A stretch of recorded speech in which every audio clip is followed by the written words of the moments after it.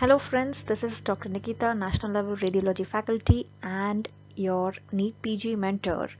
So my today's video is on how to use negative marking to your benefit. Remember that negative marking in any exam is actually good because it separates the sincere students who have worked hard for this exam from the ones who are just giving this exam based on fluke. So if there was no negative marking, everybody would attempt all the questions, and somebody who's lucky enough can get more options, more questions correct than the one who has worked hard. So negative marking is actually in the favor of students who work hard and sincerely for this exam. So it's a good thing for the sincere students. So be happy about it. Now the next is there is negative marking, so you have to be cautious when you mark the options, you mark the answers.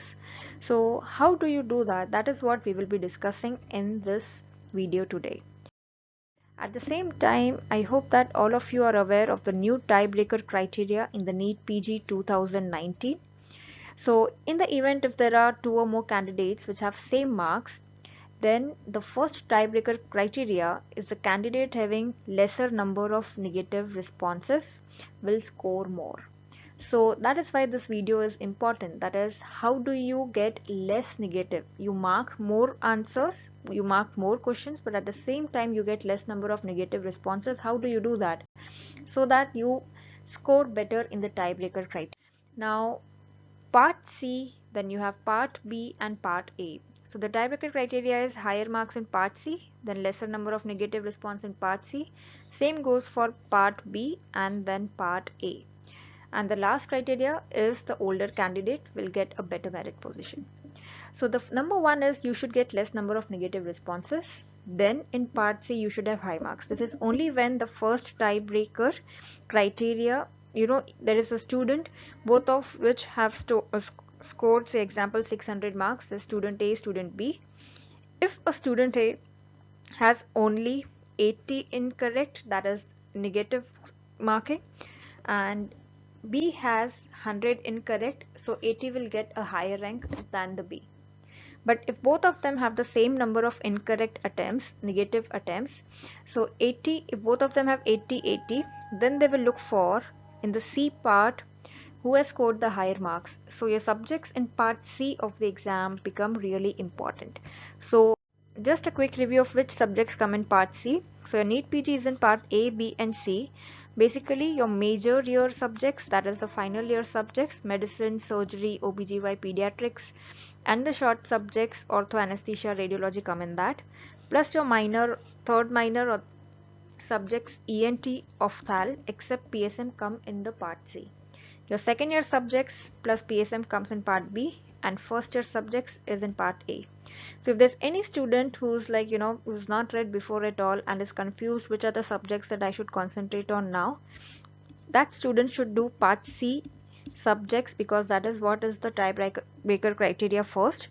So concentrate on those subjects. Plus, if you see the short subjects, forensic medicine has been allotted marks 10, pediatrics, ENT, opthal also mark 10, but these become more important than forensic medicine because they are in part C, which is the first criteria in the tiebreaker. So ENT, opthal would be given a better weightage than forensic, of course, if this weightage of marks is followed, that is 10, 10 and 10 is followed. But we know that in NEET PG there is, they do not really follow. They've already given a disclaimer that this might not be followed. But if it is followed, that is what we are considering, then ENT, opthal become more important than your forensic. So concentrate on this major final year subjects first. If you are confident enough in those, then go to part B and then part A.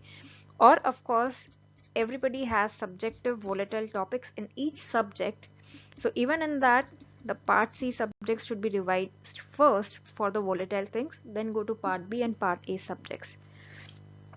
Coming to how many questions you should attempt and how should you reduce the number of negative responses.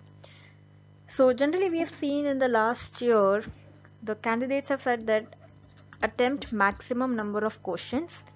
On an average, it is 270 to 280 questions. No tiebreaker criteria where number of negative responses was taken into consideration. So this year, it might be different in the number of questions to be attempted. So Suppose if you have attempted 240 questions in the exam and you are pretty sure that these are all correct, which of course might not be the case. There might be 10 at least which might be wrong. But if you are confident that 240 might be correct, so your score will be 240 into 4 marks for each correct. That will be approximately 960. The last year topper score was 975. So 960 is a really good score. So if you have attempted 240 and you are sure that all of them are correct, then in that case you can avoid attempting rest of the questions. Example, in my All India exam, I had attempted approximately 240 questions. Even we had +4 and -1 system. That was in the year 2012. So I had attempted only 240 questions, but I was sure that almost all my questions, the attempts which I've made are correct. So with that, when I attempted 240 questions, majority being correct, I had got a rank of around 1300. While my friend who had attempted approximately 290 questions, she got a rank of 630. So there's a huge difference in the rank. Though with 240 I could still manage to get a good enough rank of 1300 because majority were correct. So in case you are sure that majority are correct, you can stop at 240. But if you are not sure, then attempt more questions. So take two examples, student A and student B. Now suppose in my exam hall, as I said, I had attempted around 240 questions. Now if I would have attempted around 280 questions instead of 240 questions, and suppose the number of incorrect or the negative with my 240 say was approximately 60. So when I mark 240 to 280, that is plus 40 questions, and suppose out of that I get only 15 out of the extra 40 that I'm attempting. So my incorrect here would be 25 extra incorrect. So my incorrect will be 85. So more the number of questions, the chance of getting incorrect also increases. The number of correct here would be 240 minus 60, that is 180, and 280 minus 85, that will come to 195. So in that case, you can see that 180 correct, 195 correct. The score here would be 720, and the score here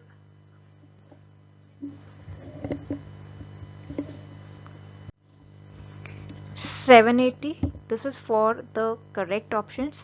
Plus you will have negative marking out of this. So 720 minus 60, 1 mark for each question. The final score here will be 660, and here 780 minus 85. The final score will be 695. So if you see that with 240 questions, 60 incorrect, the score is 660. With 280 questions, 85 incorrect, the score is 695. So you get 660 and 695. This score is of course higher. So even though you have more negative with more attempts, but your score also goes high, so you are automatically out of the tiebreaker criteria because your score is more. So you will score more over the student. So more the attempts, I agree that there are more chances of getting negative, but that increases your score as well, so you get out of the tiebreaker criteria. So the thing here is, now suppose let us take question wise, and how do you solve maximum questions with less negative marking? You have 4 options in all the questions, out of which 1 is correct. If you know the correct answer, if you are very sure about it, or if you have eliminated 3 options somehow, then that also means that you are sure of the answer. Then of course you have to mark that answer because you're sure about that question. So you have to attempt that question without a doubt. These are where you'll score the marks. Next is you have eliminated only two options and you are confused in two options. So suppose there are options A, B, C, D. You have eliminated option A, you have eliminated option B by the art of elimination that we have learned in the cheat codes for NEET PG video. If somebody has not gone through it, please go through that video to learn the art of elimination. So if you are now confused in this option C and D, you have 50% probability of getting the right answer. So here you should trust your instinct. Number one, when you have to take a guess. So because when do you get the instinct is when you have something stored in your subconscious mind. By now you also know when you're given so many mock tests that how much your instinct works in your favor. So follow your instinct in that case. So 50% probability of getting the right answer is a very high chance. So these are also the questions that you should always mark when you're confused in two options. So next is where only you have eliminated one option, you are confused in three options. So A, B, C, D, you have eliminated only A. You know that A is not the answer. You are confused in whether it is B, C or D. So one of these would be correct.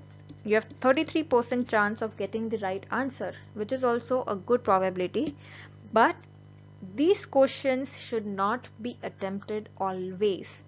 These are borderline questions which should be attempted only when these two questions summed together, the total is less than 270, the number of questions that you should attempt. This is my personal opinion that 270 should be the minimum or 280 should be the minimum.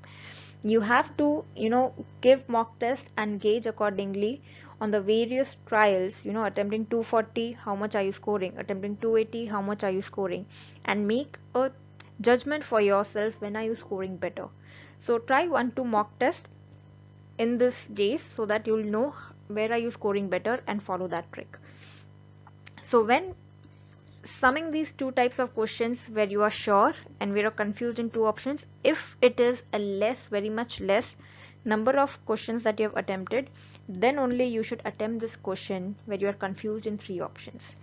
Then there are questions which are absolutely new questions. You have never ever heard about them. Those are the questions that should be left alone. Do not attempt those questions if you have no clue. If there is some logical guess behind it, like we have seen in the previous one, tissue harmonic imaging, it's a new question, but still you can solve it. We have discussed that in the cheat codes for NEET PG video. Then you should solve that question. But if you are not able to take a logical guess at all, then do not play the game of Akkar Bakkar in the exam hall. That really does not help. So follow these tricks. Sure ones, two options confused, always attempt those questions. One option is eliminated, you are confused in three options, then in that case solve the question only if the number of questions attempted are less than what you want to attempt. And new questions where you cannot make any guess at all, please leave those questions alone. Trust me friends, nobody will know all the 300 questions. Examiner will put such questions where all the students including rank 1 will be baffled by those questions. So you will come across these questions, especially if you come across these questions in the beginning of your exam, the first 20 questions, 30 questions, do not get panicked. Examiner might play that trick that first 20 questions are very hard and you might get panicked. If you do so, you lose the game. These 3.5 hours will determine your future PG branch, which branch are you pursuing and where are you pursuing. So do not get panicked if you come across these alien questions. Maintain your calm is the most important thing to be followed in the exam hall. Now we'll take some of the examples where how do you overcome the negative marking, how do you come to the correct answer. So here this is the example I've taken from our mock test CBT 2 mixed pack which we have on our website neet@synapse.learners.com. If you want, you can go through that CBT as well and try solving the questions as a mock test and apply these tricks. So one of the question was all of the following are true about CTLA4 except. Now suppose I am the candidate in the exam hall. I have never heard about this term CTLA4. This is a new term for me. I've never ever read about it. Now, if I get panicked, I will be like, I'm not getting this, I'm not getting this, and I will be very, very much panicked, and I'll mark rest of the questions also wrong. But at the same time, if I maintain my calm and I start seeing the options are: it down regulates immune response, it inhibits binding of APC to T cell, APC is antigen presenting cell, overexpression leads to autoimmune condition, deficiency leads to autoimmune conditions. Now, this is the trick that I follow generally to solve the new questions. If I don't know about the question, I start seeing the options. So in the options, if you see option C and option D, overexpression leads to autoimmune, deficiency leads to autoimmune. These are two contradictory statements. We have discussed this trick in the previous video also. So in that case, I know that the answer has to be either C or D. Overexpression leads to autoimmune or deficiency leads to autoimmune. So I know one of these has to be the answer. Now, if you see option A, it down-regulates immune response. So you have ruled out option A, you have ruled out option B. Those are not the answers. So all of the following are true except. Please read the question very, very carefully. Except is generally a very, very silly mistake that we make in the exam. We are like, मुझे तो लगा कि all of the following are true पूछा. So the question is all of the following are true except, that means which is the false statement. So basically you know that A is not the answer, so A becomes the true statement. So from this option itself you know that CTLA4 is something. You don't know what is CTLA4, it's absolutely okay. But CTLA4, it down regulates immune response, is a true statement. You know that because you know that this is not the answer. So you know that CTLA4, it down regulates the immune response. So when do you get autoimmune condition? You get when the immune response is much more. So if the CTLA4 is deficient, that is the function of CTLA4 is not getting served. So what will happen? There will be no down regulation of immune response. So there will be up regulation of immune response. That means there will be increased immune response. So deficiency will lead to immune response. So you know that this is a true statement. So the false statement will be overexpression leads to autoimmune conditions. So you see that even when I have not read about CTLA4 at all, from the options itself I can come to the answer. So seeing a new question, if you do not know, go to the options. At least it might help you a lot to crack that question. So this is a very, very important trick to solve the questions. The next example, again from a mock test, is all of the following are parameters of physical quality of life index PQLI except infant mortality rate, life expectancy at age 1, life expectancy at birth, or literacy. Again option B and C, life expectancy at age 1 or life expectancy at birth. It has to be one of these. Both cannot be true. So I have ruled out option A, I have ruled out option D. I do not care at all whether infant mortality rate is there or not, literacy is there or not. The only thing is the answer has to be B or C. So these are the questions where you have 50% chance of getting the right answer. So you should always attempt these questions. 50% chance is a very, very high probability. So attempt these questions so that you can score more. This is an example where it is a factual question. If you have read it, you will know. Otherwise, you cannot make any logical guess here. So numerical or factual questions are the ones. If you know, then you should mark those. If you do not know, you have not read, do not attempt those questions because there's no logic behind it. Example again from a mock test on our website, neat-synapse.learners.com. Hepatitis A is enterovirus 70, 71, 72, 73. So yes, no logic behind this question. You cannot make any logical guess here. So these are the questions which are better left unattempted? If you have read, you know the answer, well and good.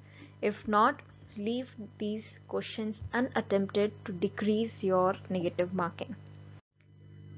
Now, the next is, how do you solve image-based questions where you cannot identify the image? You do not know what the image is showing. So number one is clinical history. Like we had seen in the previous video, the example of vein of Galen malformation. Even if you cannot identify CT, MR or Doppler image, it's vein of Galen. The history of CHF, congestive heart failure, and hydrocephalus is sufficient to make the diagnosis.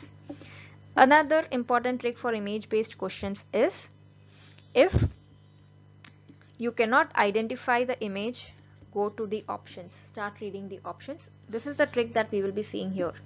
So all of the following are true about the clinical condition shown in the image, except, again, this is the example taken from a mock test.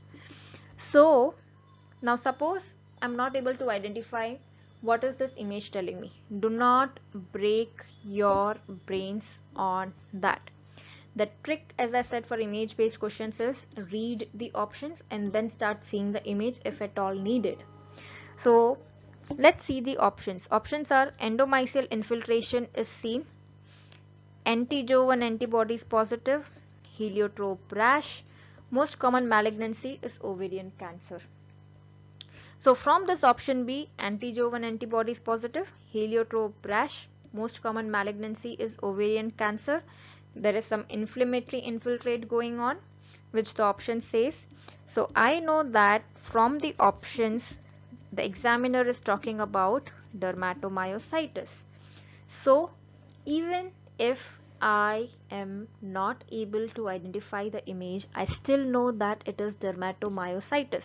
So identifying the image is not really important. The examiner will never ask you how did you come to the right answer. The examiner is just concerned whether you're marking it right or wrong. How is really not important. So from the options, anti-Jovan antibodies, heliotrope rash, most common malignancy ovarian cancer, inflammatory infiltrate, you know that it is dermatomyositis. And this image shows Gottron's papules basically. So the answer here will be, you know all of these, that anti-Jovan is positive, we have all read this. Heliotrope rash, of course we have all read. Most common malignancy is ovarian cancer, we know this. So the answer will be option A, that is endomysial infiltration is seen.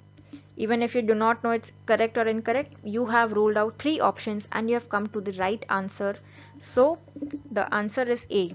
But remember that in dermatomyositis, the inflammation is perifascicular, unlike other myositis where there is endofascicular or endomysial inflammation. In dermatomyositis, it is perifascicular. So the answer is A. So remember the trick for image based questions. Read the clinical history. It might give you the answer. If there is no clinical history like in this question, read the options. The options might tell you that what is the condition that the examiner is trying to talk about. You can make a guess from there as well, even if you cannot identify the image. Now, this was one of the queries asked by the students in our YouTube channel, that ma'am, what about questions like Ranson score includes all except? The student was like, I had no idea about these criteria, even though the student knows that now. What about questions like this? How do we solve them if we have never ever read them at all? So the tricks that I have shared with you, I tried to apply that trick to this question while solving, and it turned out to be right. The answer turned out to be right, even though I myself do not remember about Ranson score, though I had read it during my entrance exam, but I of course do not remember it now. So I applied the trick and I got the right answer, and I thought it would be great to share the trick with you. So here, remember one thing, when you have options like this and one of the options is none of the above, generally it has less probability of being right. None of the above is generally not the answer. So if you have a question where option D is none of the above, generally it is not the answer. If you're marking none of the above as the answer, read option A, B and C carefully. On the other hand, If you have a question which has option D as all of the above, then it has more chances of being right when it is all of the above. So if you have less number of questions being attempted and you want to attempt more questions and those questions have all of the above as option, then generally go for all of the above if you are confused. Again, as I said, this is my personal opinion. It might not hold true all the time. Again, try to solve some questions which have none of the above, all of the above as the options, and experiment it for yourself. How much does this work? So generally all of the above is the correct, while none of the above is not the answer. So when I applied this trick, I said, probably none of the above is not the answer. Then the rest of the options were age less than 55, LDH more than 350, glucose more than 200. Now I don't know about Ranson score at all, but still I can mark the answer because when I see the options LDH more than 350, glucose more than 200, these all look like bad prognostic factors. But when I see age less than 55, it generally favors in a good prognostic factor. I thought that it should be age more than 55 to be a bad prognostic factor. So I said, let's see whether age less than 55 is the correct option, and yes, it turned out to be correct. So Ranson score includes all except age less than 55. So this is the trick which you can use in the exam hall as well to solve the questions. Now the next query we had was, ma'am, how should we solve the questions? Now suppose there are questions 1 to 5. I know the answer to question 1, I know the answer to question 2, 3 and 4 I'm not sure, 5 I'm sure. So should I leave this 3 and 4 as unattempted, or how should I do that? I would say that of course 1, 2 and 5 you are sure, so you will mark those as the answers. 3 and 4 where you are confused, gauge those questions. How many options you are confused. Are those absolutely new? As we said, we discussed in the previous part of the video.